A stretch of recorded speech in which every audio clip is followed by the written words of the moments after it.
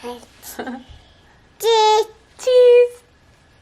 Hi guys, welcome back to my channel. In today's video, as I'm sure that you can tell by the title, I'm going to be talking about how I managed to get this little girl right here to stop breastfeeding. So the reason that I decided to make this video is because when I was going through this like about a month ago, I was like scouring the internet for all of the advice that I could find because I felt like completely hopeless and that I didn't know how we were going to stop breastfeeding. So I hope that this video is able to help someone else out there who is possibly going through the same thing right now. Okay, so we're gonna attempt this really quick. I'm just gonna try to get my thoughts out there because she is a little bit fussy and she really wants to hold the camera.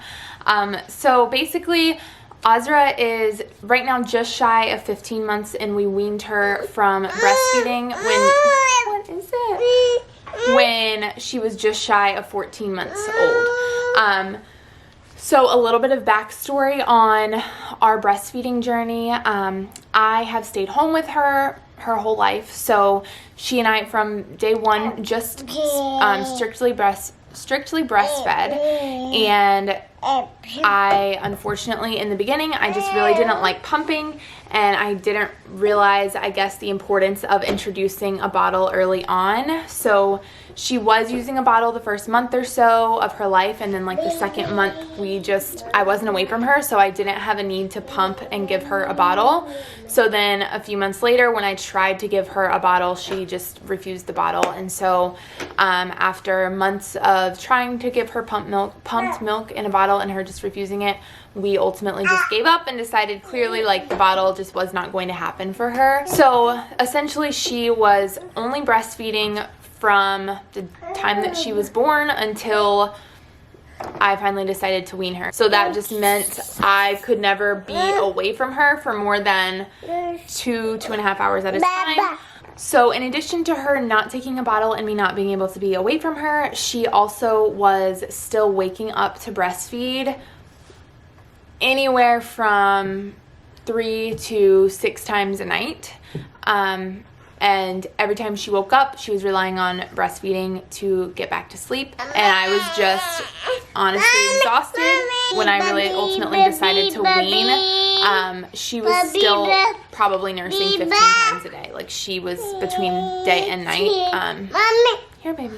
She was eating also, like she was eating solid foods at this time. We kind of did like the baby-led weaning approach, so she was eating a lot. Her pediatrician said it was really important, you know, that we, that she was of course eating enough, and that she was drinking enough whole milk during the day. And at that time, she was not interested in whole milk. So the first thing that I did was I decided and this was probably about like 2 weeks before I fully weaned, I decided that I wanted to either try to night wean or wean like during the day. We decided that we were going to do a super gentle form of sleep training. So what we did was, she was 13 months old. It was, for once, she wasn't teething, she wasn't sick, like nothing was wrong. She was perfectly healthy. I had my husband on board. We decided that I really needed his help at night because that was the big thing. I was like, I cannot be the one who keeps going in with her at night, because when she sees me at night, like she just really wants to breastfeed because she's used to me like nursing her and her going back to sleep. So he was on board. He was gonna help me like wean her at night. To do the night weaning, he just, when it was her bedtime, instead of me nursing her to sleep like I normally would, he went into her room like always. She has a sleep sack, put on her sleep sack, got her ready for bed. I stayed out here and he laid her in her crib, and she did cry at first when she was put in, but he stayed in there with her the whole time, like right next to the crib, patted her back, rubbed her belly, like just soothed her, let her know that he was there. If she stood up, he just laid her back down, but just kept like, you know, shushing and rubbing and patting and doing all the things to get her back to sleep. And she eventually fell asleep that way. And then I think she woke a couple times in the night, of course wanting to nurse, and each time she woke up he just went in instead of me, and he did again the same thing, just sat right next to the crib, shushed, patted, and it only took like really a couple of nights. At that point, I wasn't nursing her in the middle of the night anymore, so she just didn't really have a desire. Granted, when we did this, she was at a point where, I mean, she was eating all day. Like, she was eating as much as we were during the day. She was still nursing throughout the day. And on these days, I made sure, like, I nursed her a whole lot during the day just to make sure, like, there could not be any question in my mind of, is she hungry? So that like gave me peace in the middle of the night, knowing like, okay, this is not a hunger thing. The daytime was not my focus at that point. I really just wanted to like wean at night. And so my biggest recommendation for weaning would be to split it up. Like, don't try to, I mean, I guess you could just try to completely cold turkey everything, but either night wean or day wean first. So we did night weaning, and then she wants to put shoes on. Video is probably all over the place because I've started and stopped and lost my train of thought 8 million times. Now we're putting on shoes. After like a couple of nights, I mean, she was going to sleep in like 2 minutes on her own, laying in her crib. So that was really nice. And then she was sleeping through the night after a few nights. I decided to have my mom come here for a weekend. So then that way, by the time my mom came, she was fully night weaned, and it was really all that we had to worry about was the day weaning. So my mom came, and she came on a Thursday, and she was going to be able to stay until Sunday morning. And my plan was I was just going to like stay away from Azra pretty much the whole time. My mom was going to get up with her.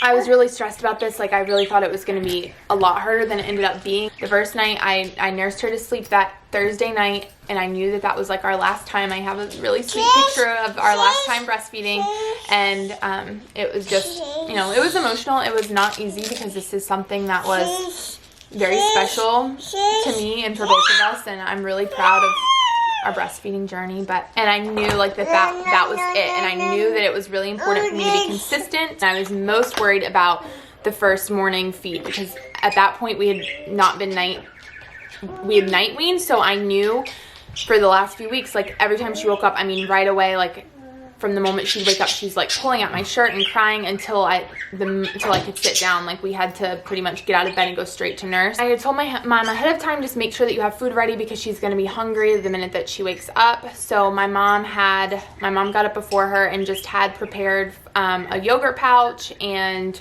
just like a bunch of foods that she could have, foods that she really liked. Milk ready, water ready, yogurt ready, just fully prepared with anything that she could possibly want.